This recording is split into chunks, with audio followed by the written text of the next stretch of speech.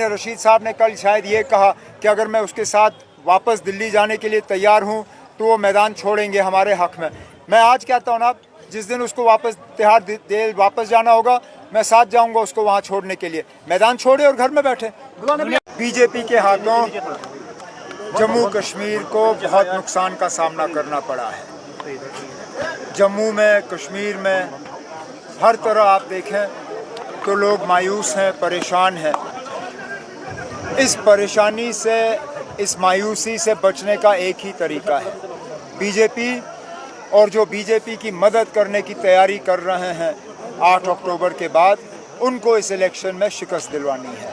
और उसके लिए प्री पोल अलायंस के तौर पे हमने अपने आप को लोगों के सामने पेश किया है, ये साबित करने के लिए कि हम ही लोग हैं जो बीजेपी के साथ मिलकर हुकूमत बनाने के लिए तैयार नहीं है। बाकी किसी न किसी रूप में बीजेपी की मदद करने के लिए मैदान में उतरे हुए हैं। हमारी वोटरों से मोतबाना गुजारिश है कि अलायंस के उम्मीदवारों को यहाँ से कामयाब करके भेजें, ताकि हमें एक तो बीजेपी से जम्मू कश्मीर को बचाने का मौका मिलेगा और यहाँ जो भी नाइंसाफ़ियाँ इस्तेसाल हुए हैं पिछले 8-10 साल से, उनको हमें दुरुस्त करने का मौका मिलेगा। केजरीवाल को बेल मिली सुप्रीम कोर्ट की तरफ से, मुबारक है उनको ना। निकलने का तरीका तो अदालत ही है। यही तो धोखा बारामूला के लोगों को मिला। बारामूला के लोगों को कहा गया था कि वोट के ज़रिए आप किसी को निकाल सकते हो। वोट के ज़रिए कोई नहीं निकलता ना, निकलते हैं तो सिर्फ अदालत के ज़रिए।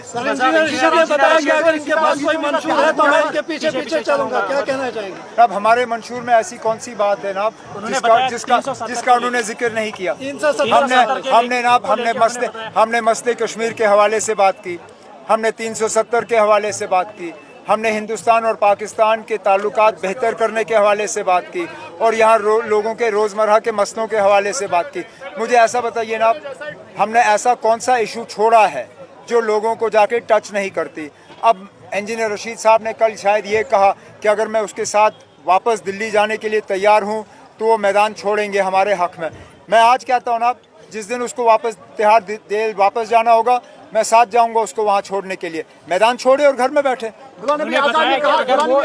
नेशनल कॉन्फ्रेंस अपने ये बताएगा कि 370 को लेके उनका मतलब एजेंडे को वो डिफाइन करेंगे, तो हम डिफाइन करने की क्या जरूरत है। हमने कहा है कि हम इसके बहाली के लिए लड़ाई लड़ेंगे। हमने तो कहा है, हम 2 चीज़ों पर लड़ रहे हैं ना। अब एक तो बीजेपी को बाहर रखने के लिए, और हमसे जो छीना गया है उसको दोबारा बहाल करने के लिए। कल जब इंजीनियर रशीद साहब से एक सेमिनार में यही सवाल पूछा गया कि क्या वो बीजेपी की मदद करेंगे इलेक्शन के बाद, वो उस पर खामोश रहे। वो खुल के क्यों नहीं कहते हैं ना कि हर किसी सूरत में भी वो बीजेपी की मदद जो है इलेक्शन के बाद नहीं करेंगे।